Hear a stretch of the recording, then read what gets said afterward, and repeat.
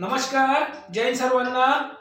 मित्रांनो, कडू आहे पण एकदम सत्य आहे. ज्यांच्या भावाने ज्यांच्या आपल्या सख्या भावाला प्रॉपर्टीत फसवलं असेल, पैशा अडकेत फसवलं असेल, लूटमार केलेली असेल, परंतु अशा हरामखोरांमागेच दुनिया असते. लोक त्याच्या मागेच हिंडतात, त्याचाच सपोर्ट करतात. परंतु ज्याला लुबाडलंय तो जर खरा बोलत असेल आणि एकदम सत्याने बोलत असेल, तोंडावर बोलत असेल, शिव्या देऊन बोलत असेल, पण एकदम खरा बोलत असेल, मनापासून बोलत असेल, त्याच्या मागे कधीही कोणी राहत नाही. कारण ही दुनिया फक्त खोट्याचे तळवे चाटणारी. काय खोट्याचे तळवे? जो खरा बोलतो ना, एकदम परखड बोलतो, तोंडावर बोलतो, शिव्या देतो, तो त्याच्या मनामध्ये कोणत्याही प्रकारची कपट भावना राहत नाही.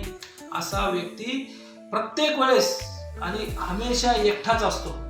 त्याला नातेवाईक बी कमी असतात, त्याचे मित्र बी कमी असतात आणि त्याचे सगळे दुनियामध्ये त्याचे लोक त्याच्या मागे हिंडणारे फिरणारे सगळेच कमी असतात. म्हणून खऱ्याची दुनिया नाही, फक्त खोट्याची दुनिया आहे आणि फक्त लुच्छ लपांग्याची दुनिया आहे. म्हणून तुम्हाला सांगतो मित्रांनो, तुम्ही खऱ्याने वागा.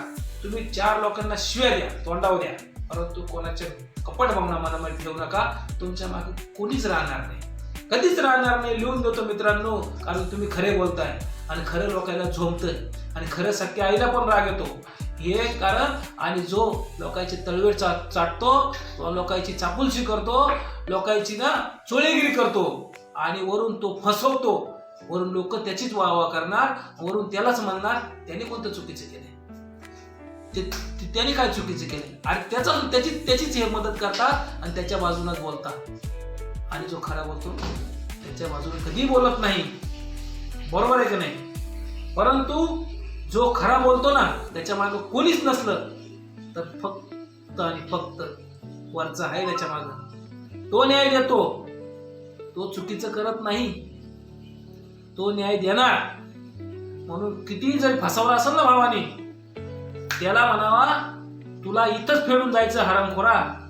परंतु ज्याच्याशी अन्याय केलाय ना, तो सत्यवादी आहे आणि तो सत्यानेच राहणार.